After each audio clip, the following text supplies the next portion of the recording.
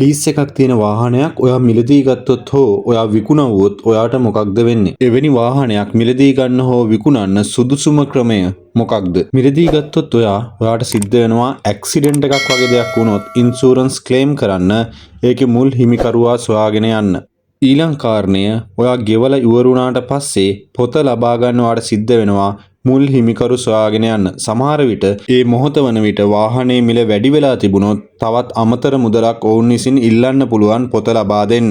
ඒ වගේම ඒ මොහොත වන විට මුල් අයිතිකරු මිය ගොස් තිබුණොත් ඔබට සිද්ධ වෙනවා ඔවුන්ගේ දරුවන්ගෙන් හෝ පවුලේ අයගෙන් ලියකියවිලි ලබා ගන්න සිද්ධ වෙනවා මේක බේරුම් කරගන්න.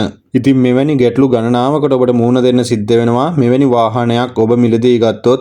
අනෙක් පැත්තට මෙවැනි වාහනයක් ඔබ විකුණුවොත් ඔබට මුහුණ දෙන්න සිද්ධ වෙන ගැටලු දිහා බැලුවොත් මිලදී ගන්න පුද්ගලයා වාහනය කොටස් කර අලෙවි කර තිබුණොත් එහෙම ඔබට සිද්ධ වෙනවා වාහනය අහිමි කරගන්න වගේම ඔහු ලීසින් වාරික ගෙවලා තිබුණ නැත්නම් ඔබට ඒ ලීසින් වාරික ගෙවන්නත් සිද්ධ වෙනවා. ඒ වගේම සාපරාධී විශ්වාසය කඩකිරීම යටතේ ඔබට විරුද්ධව මහේස්ත්‍රාත් අධිකරණයේ නඩුවකටත් ඔයාට මුහුණ දෙන්න සිද්ධ වෙනවා. එතකොට ඔයාලා හිතයි ඇටෝනි බලපත්‍රයක් හරහා වාහනේ මිලදී ගත්තොත් ඔයාට මේ ගැටලුවට මුහුණ දෙන්න වෙන්නේ නැහැ කියලා. නෑ, එහෙම නෑ.